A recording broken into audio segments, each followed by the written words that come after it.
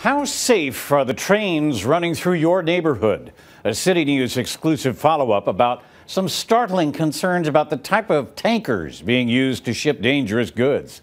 Live to Cynthia Mulligan with what needs to be done to make things right. Cynthia. Well, Gord, it's the type of containers that are rolling through our backyards. Many predate current safety standards and aren't able to contain potentially explosive cargo. But they're still in wide use and are rolling through our neighborhoods each and every day. I know that people think that the risks to Toronto, to Montreal, to Calgary are slim, and that somehow that these explosions happen, in fields somewhere, and it's not going to happen here. It could never happen here. But in fact, it could.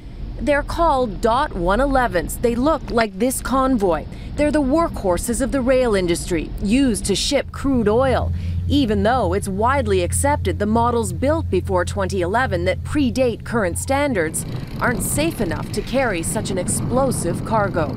The old ones, you might as well ship the crude in cardboard as far as I'm concerned.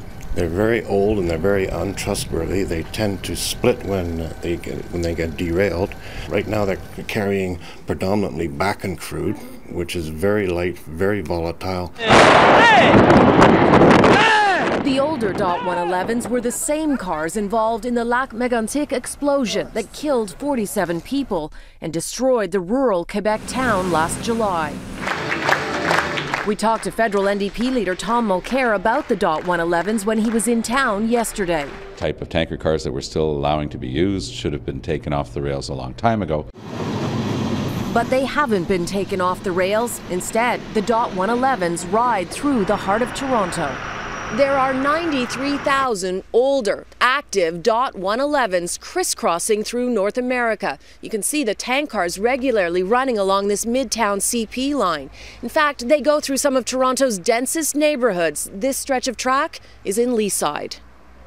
This home video shows how close they come to a child's bedroom window in Midtown. So why are the .111s still in use? CP says it has no choice. If they meet federal regulations, which they do, by law, they have to allow them on any route shippers request. It's something the federal transportation minister says she's examining. So in terms of the .111s, it's very much the focus right now of what we're doing in rail safety, and I hope to be able to soon come out with a discussion with industry and with municipalities as to what to do next. Hunter Harrison, the CEO of CP, gave a speech recently in Calgary and said he would like the .111s that were made before 2011 to be taken off the rail lines, saying he'd like them stopped tomorrow. I'd do something tomorrow if I could.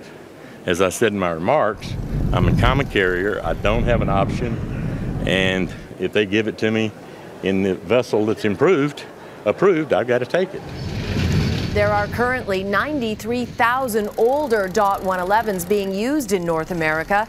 Experts say they largely transport volatile crude oil, and the amount of oil being shipped has risen dramatically over the past 5 years, from 500 carloads 5 years ago to 140,000 this year. Now, the .111s can be retrofitted, but that would be expensive because there are so many of them. I saw one estimate putting the bill at $1 billion to upgrade them.